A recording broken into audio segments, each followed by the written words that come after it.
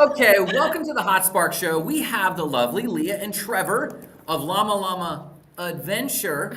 We just discovered that I've been actually saying this wrong for like as long as I've known you now, Yeah. so shame on me. Yeah, and then I actually believe I like started to say it too, whether I knew You the should right know thing. better. It doesn't matter. You said it enough. I was like, I guess it's Lama Leo. Okay. So what we were talking about for the audience, what we were just talking about before we came on was this transition that, Trevor stepping into the business side of what's going on and the roles as you guys were divvying them up. And then you just mentioned like you're just now sorting out the money. And the reason I wanted to go live with that is I think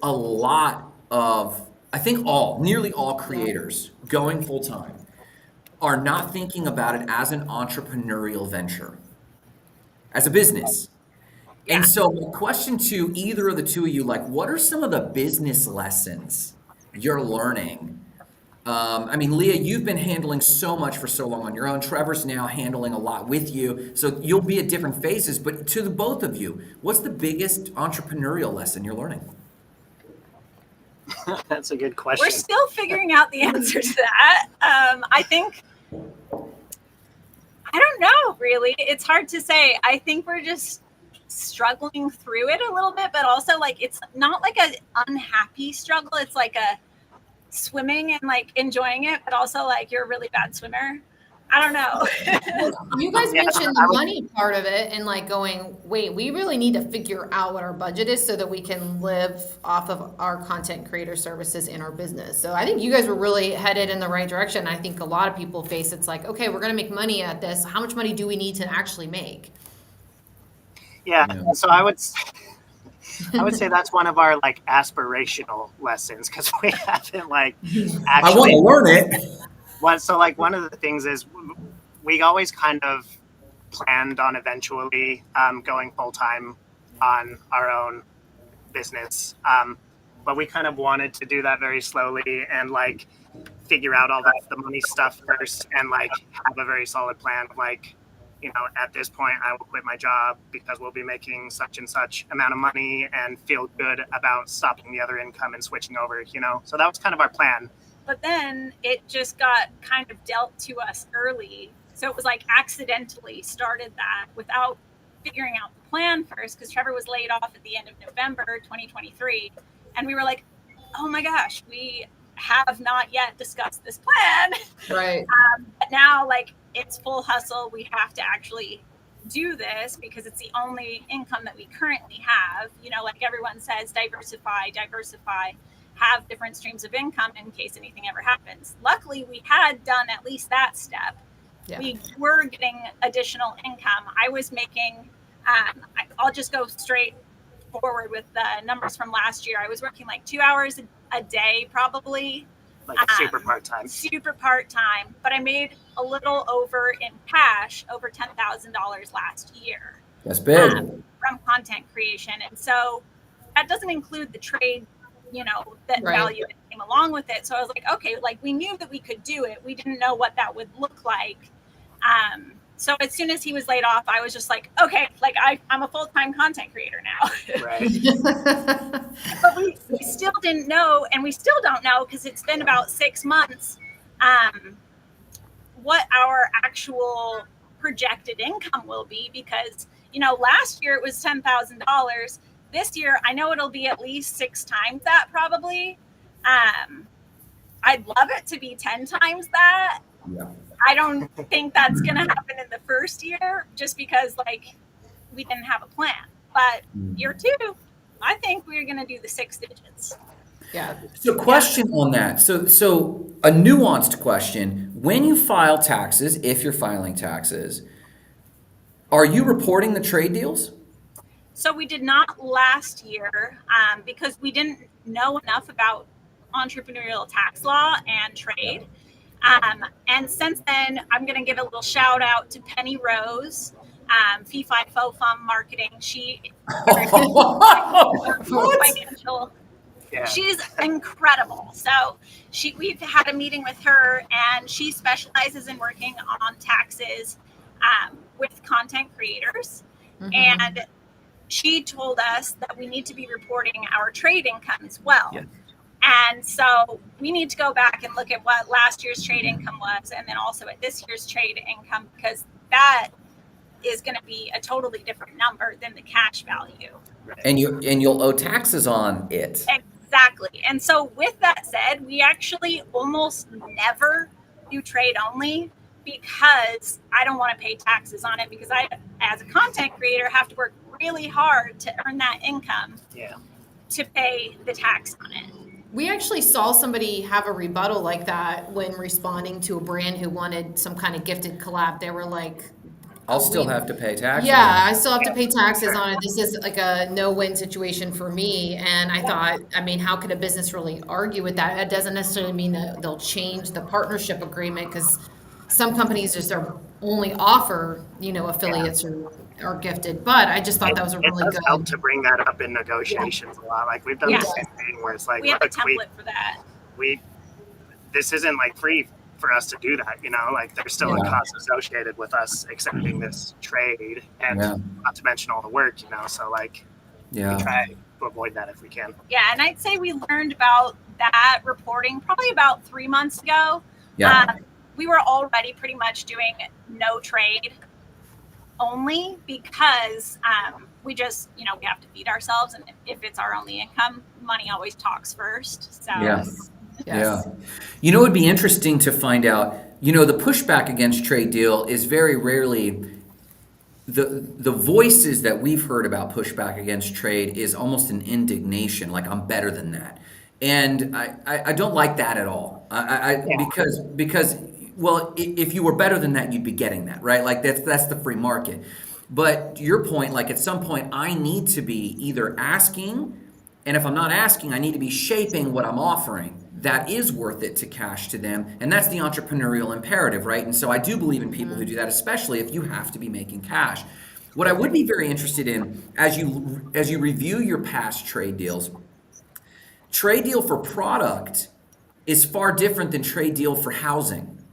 yes. Because, you know what I'm saying? Because like, I don't really need another widget, bro, but like I could use a roof over my head, and so like it would be super nuanced, but relevant to RVers of maybe we shouldn't wholesale dog on trade deals. Maybe we need to categorize like life expense trade deals versus, widget sort of product trade deals, and then have a more nuanced response for newbies who are just hearing this message of reject trade, and it's like, What if you set it up so that once you do your money budget or your like what you need to make, you set aside like a 10% room for those trade partnerships, like for the hosted stays and stuff, because then I don't know, maybe you can calculate it that it won't cost you so much in taxes. I don't know. And it flips the power dynamic there, because the power dynamic then says, hey, we've allocated 10K a year. If you're going for the 100K mark, we've allocated 10K a year to trade deals, and we've maxed that out this year. So unfortunately, I'm going to have to turn down that trade deal. And suddenly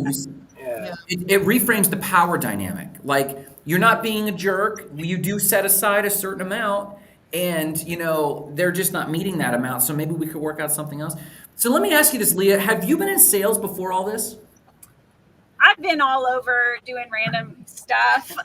Like not directly, but kind of almost. I've trained other people to do sales. I've never actually done sales myself. I just have a very salesy brain, because when I feel passionate about something, I am like 100%.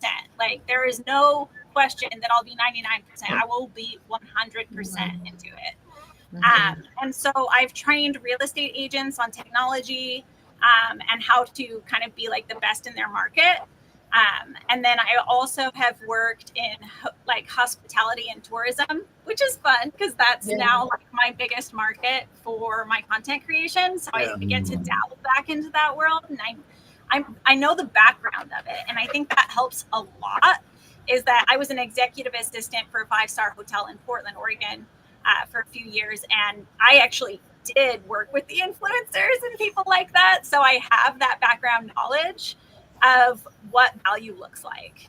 That makes a huge difference. I think part of the reasons creators in the beginning struggle is because they don't understand the back end. So they only see it through their own eyes, which you get and you understand, but there is a whole business of influencer marketing that could really help them. Well, I mean, So we're bringing with the Influencer Academy to a certain extent. So yeah, but Wow. that's good, Leah. That's really good. I don't doubt that that's helped you shape, your business for sure.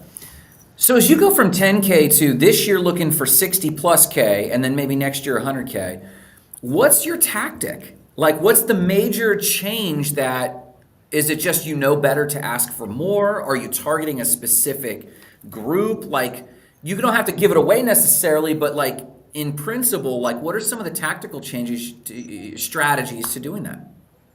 I would say the biggest thing for me is do less small jobs and focus on long-term partnerships, 3 to 6 months minimum. Now that's easier said than done though, right? Like, I mean, I It feel like is. I hear a lot of newbies say that, but they have no structure for how they're going to implement that. Like, do you have a specific system or targeting, or like, how are you going about that? I'm curious to see who's still offering like even 3-month agreements. Are you finding that people are you educating them and kind of like talking them into it, or are these programs already exist and you're just kind of knowing who to apply with? They're all like It's kind of a mix. yeah, Right? it's kind of a mix. Is it? Like Okay. I would say that we target products or places, experiences, things that we're already using. And we do very little product as well. We're much more experience focused. So, but I don't know. We also have a few products that we're working with, like booking tools, route planning tools, and some of those things that are like long-term, everyday, or regular use case for RVers. So we know that because we've been in our RV since 2019, we've used these products for a number of years. We've seen them in the market. We know what's popular, and we just target those brands. Yeah. I wouldn't say that I base it off of what other people are doing. I actually try to stay away from what other people are doing, because I feel like it's more likely I'm going to get a no or a trade offer if multiple people are working with them. I want to work with people who are working with like maybe 3 people total. Yeah. And I would say like right now, like our hit rate on the long-term deals, like I would say that's still not like a majority of the deals we're making. But that's always where we start, I think, is That's kind of where the we start. important thing. So like that's always part of the pitch, where it's like, hey, to get the best value for you, it's going to work better if we get your product or service in front of our audience multiple times over multiple months. And so we always start with a pitch of like the best bang for your buck is to do like a 3 to 6 month thing. And then like if they're not into that, we'll talk down about to one like time. an individual deliverable or whatever. But it's always included as part of the negotiation. And a one-time transaction, basically, because that's what it is at that point, is going to cost more than if they work with us multiple times. Yeah, So absolutely. we It's just discount kind of it. like the packages. Like if you pick the higher package of deliverables, you're going to get a better deal. And I like that too. And you have me thinking like if the goal is long term, that it's easier to talk yourself down than talk yourself up from zero, right? So starting at that highest price point, but it really is doing the brand a favor, as far, not a favor, but like giving them the best value is in multiple exposure to your audience. So I mean, it's great. Are you finding that you're also educating brands on content services as you start to work with them? Yes. Yeah, I noticed that. I noticed that a lot. Especially now that we're making that bigger ask up front. I think it really sometimes like they're like, whoa, and they're like, that's not normal. And I'm like, you're going to start seeing more of this as this creator community gets stronger. Like influencer marketing is somewhat new in some of these areas still, and they just don't know what they don't know. And so I would say something that we're educating a lot on is usage and perpetuity. Yes. Now, are you making these pitches, which are beefier from a price tag perspective? Are you making these pitches over a call or over email? So typically over email. I've had 2 of them, I think like 2 of them where it went over a phone call, just because sometimes like with a bigger, set of deliverables, it can be a little bit unclear, and I want them to meet us and understand like who we are, develop a personal relationship, because when you're like, hey, pay me, they don't have any trust in you other than what they see on social media and the current advertising that you've created for other people. I want them to buy into us as people, a family, a service, not just like we made this. So if I can get them on the phone, I would love it. Sometimes they just still aren't into it. Yeah, I know. One brand, I just up and called them. Whenever I would pitch for our influencers, my first goal was to always get them on the phone call, because the influencer's passion for the product, I think it was Christian from Project Trek. She was so passionate about whoever she wanted to work with that it was like an easy sell. As soon as she got on the phone, it was like, and they should meet you. I feel like if you're partnering up, it is harder with some of these bigger brands, but like the smaller, medium-sized brands who care about their influencer program, I feel like they want to meet you, right? Because you're like an extension. But but I love phone calls. It's just not as easy to book anymore with them. Now, are you finding that the brands that you're finding and working with, have you been nurturing that relationship for a longer period of time, or these new relationships? No, these brands usually know who we are already, because we've been either tagging them and stuff, especially if it's a product we already use. We've maybe been in their DMs, like, met some of them at like an RV show. RV shows are really like powerful. The big one in Tampa, had a bunch of people there. So So I would say almost never brand new. So when you drop a bigger price tag and they're a little flabbergasted, they don't just shut you down and not respond. You have an opportunity to communicate because the relationship bank account is kind of a little more topped off. I find that there's a lot of people that, not a lot of people, I've encountered enough people, young creators that are like, I pitched, a higher ticket and I got no response. And my next thought was it a straight out cold DM, or how much of a relationship existed? And so that's interesting. That's interesting. That's good. I mean, because we're constantly encouraging creators to start talking to the brands, be real customers of the brands, and flirt with the brands. And so as a way to start that conversation and to feel like this person's real and really does like our brand. And I think it matters, because by the time you get them to an email correspondence, you have built that relationship. You call it the relationship bank account. Relationship bank account. You got to make deposits. Deposits. I will say how powerful the difference is, because I recently did do a colder pitch for a product that I want, and they were responsive initially in DMs, got them onto email. They offered trade. I rebutted with paid, and now they have ghosted me completely. And I'm like, darn it! Like, I really didn't nurture that one enough, and that's a healthy response. I did not nurture that enough. I guess that's what I'm getting at. I really want to fight against this trend in the creator community that there's like a chess match or a boxing match going on against the brands. It's healthy to own it and go, I probably didn't nurture this well enough. And develop a rapport, and that's the best lesson, not the only lesson, but that's the best lesson to learn, because you'll carry that into the next relationship.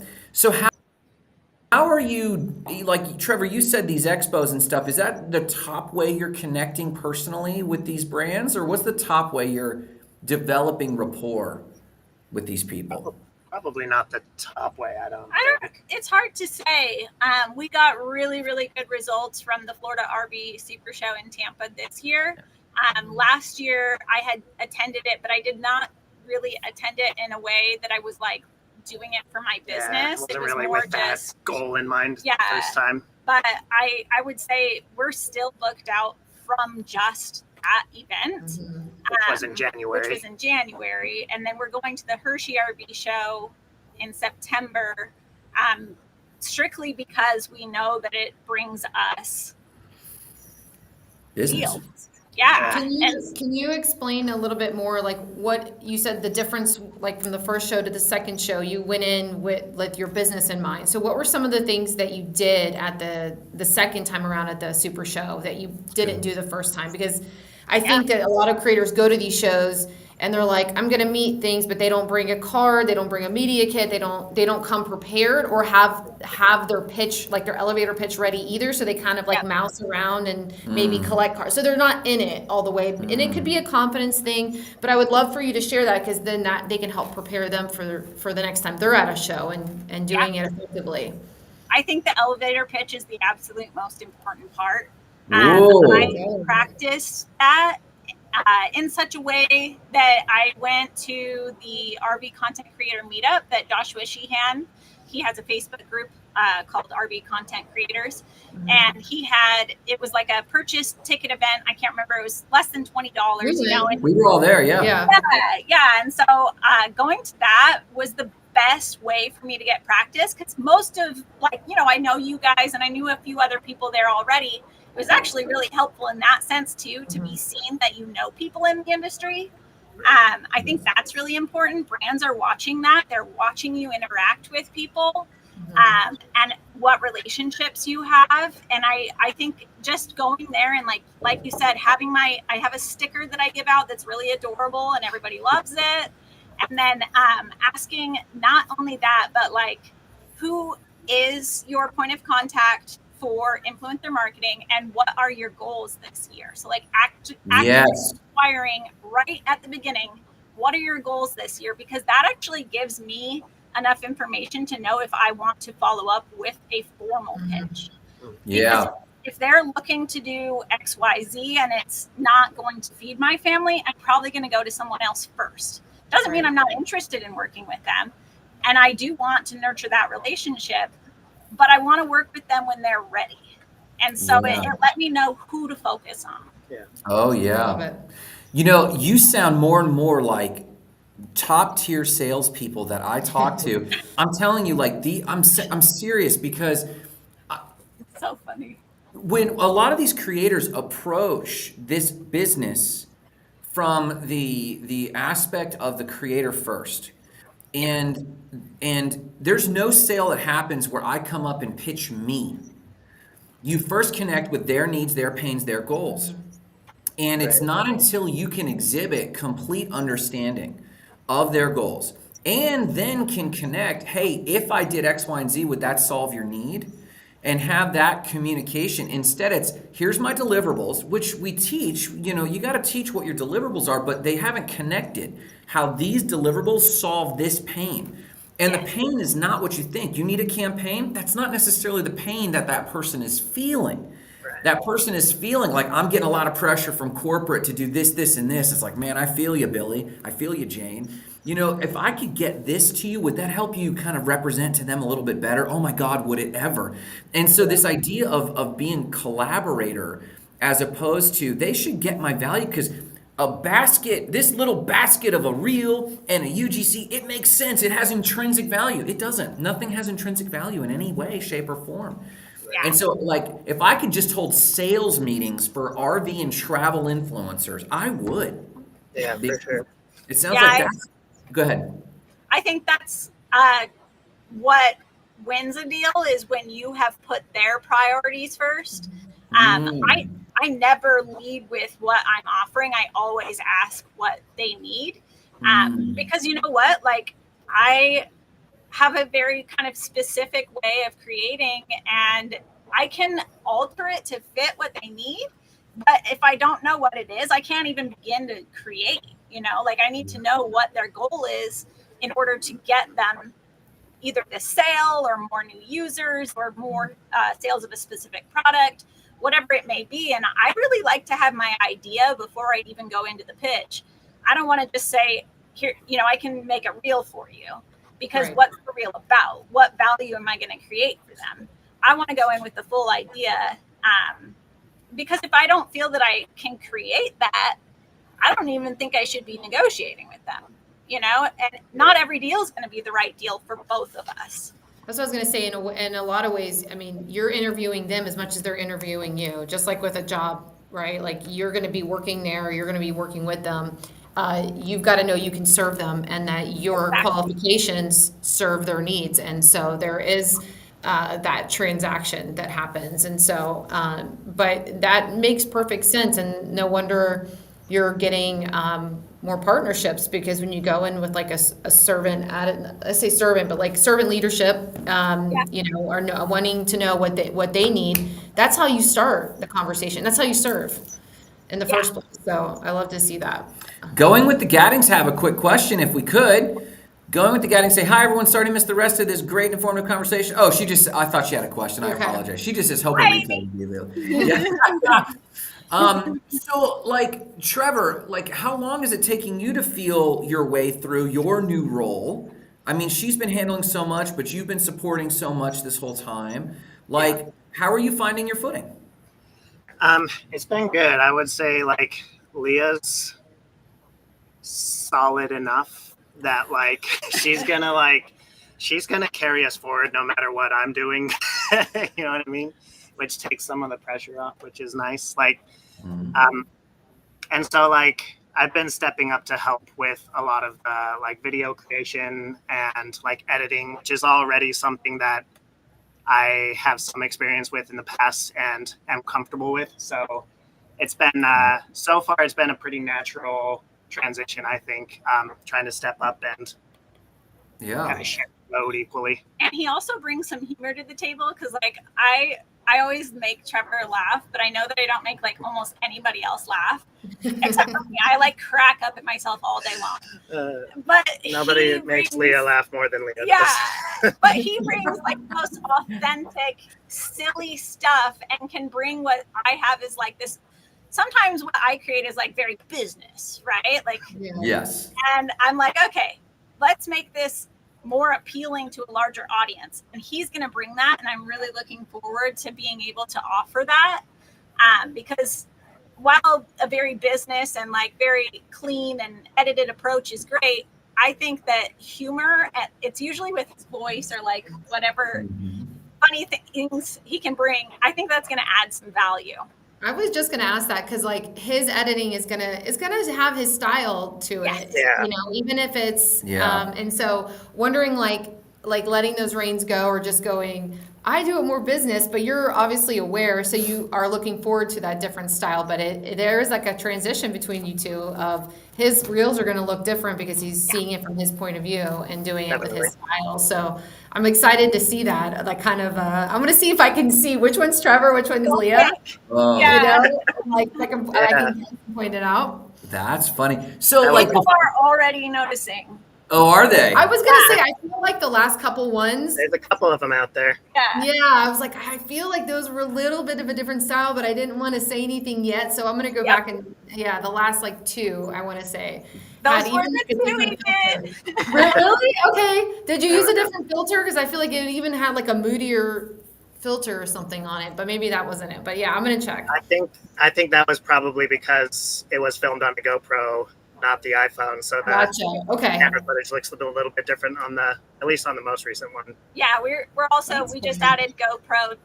We're starting to do more GoPro stuff. We're also going to be doing a lot more photography this year, because I realized that's a really great upsell. Yes, definitely. And so we're seeing good results with that.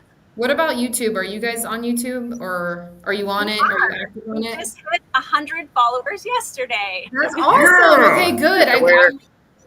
We're on there. Like, at the moment, we're basically just reposting 2 shorts, like the reels we're doing on Instagram. So like, we are going to expand and do some more like original content on YouTube, but we haven't quite hit that point yet. Yeah, I don't know if we'll get there like before the end of the year or not, just because we're still going to be sorting through, normalizing, and now we're posting to 4 platforms. We were really just focused on one last year, which was Instagram, and now we're posting on Instagram, Facebook, TikTok, and YouTube. Love to hear that. Yeah. And we're also, it has already helped a ton, actually. And then we are adding Sunday Lives back, which is something we did previously. I saw you announce that. And we're going to be doing that. It's starting this Sunday. We were going to do it on a subscriber Instagram access only. but we're actually changing that. We haven't announced it yet. We realized that not every user account has access to subscribe, which is really weird. Yeah, You would it think, is weird. yeah, so literally 50% of the people that tried to sign up for it don't have access to subscribe channels. Couldn't. So Wow. Well, that's not very helpful. no, Yeah. so we were really disappointed. So I think we're going to do this approach that we're doing right now Okay. and offer it great. to everybody. There you go. You know, and I'm looking at your content, and I'm noticing there's no brand, Yeah. which I like, because we teach a lot of branding, we teach a lot of continuity. I'm even looking at your profile, and it's not necessarily what would go into like the Instagram bio formulas or any of that. Yeah. And I think what I like about this is that it's proof that with good business systems, you actually don't need any of that. And I wonder how many programs, including ours with Influencer Academy, are giving basics, because it feels like creators have no business sense whatsoever. So to them, they need some sort of structure. What's my bio formula? Why didn't I suddenly get sales? It's like, well, you gotta warm you up to the fact that you need to be making so many calls. You need to handle calls a certain way. You have to be appealing to people, It's which the is a tough structure thing. that gives them confidence. That's why. When they feel like their bio it helps them identify what they're actually talking about too. I think so. It all kind of goes together, like the content pillars, like really basic stuff. But it actually is just organizing your mind to say, I do talk about these things, and so I need and to be consistent. And I think those are like the three main things. But when you have business practices already set up, the content just kind of goes along with that, and it's not necessarily has to be branded to death. No. Yeah. I mean, it's like it's because you have good, solid business structures, you allow yourself a bit more creativity on the content itself. Yeah. You I will know? say though, we would really like to solidify better branding this year. That is a goal of ours. It's really funny. I think about this often. Trevor is a web designer, and we haven't even finished our website, to be perfectly honest. And like, it exists, even but our it's media kit is like 50% done. needs some help. Yeah. But it's just like, I feel like we have the other stuff, like you said, like we have all the business structure. We just don't necessarily have the marketing part of it, but I think that relationships are very powerful, and sometimes you can skip that. Correct. I would still like to have it. Right. It Well, still you'll be lives in your head. unstoppable then. If you had a good funnel, like one of the things that we've been seeing, and I would actually take your input more than many other people's, but like you have your link, and on your links you have like 5 different links. When it comes to a funnel, you give people fewer options, not more. And so like in Instagram, when you only have one link on your link list, when you click it, it jumps to that link instead of opens that pop-up box. And so like if you just had little funnel tweaks like that, because you're so good at the business side, then if you nailed the branding and the marketing, aka funnels, down and just simplified, each quarter has one goal. Like maybe Q1 of that quarter has building my email list, and then Q2 has getting downloadables in exchange for X, Y, and Z. You know, something like that. You guys would be you're unstoppable now, but it would just amplify. And it sounds like you're wanting to build a community. If you had, like you were talking about, getting the subscribe thing open, you could still do that, but just do it with a funnel, like where you're having people opt in, and then you can send newsletters or start a Facebook group, and then The Adventure Herd, that's the name of your community?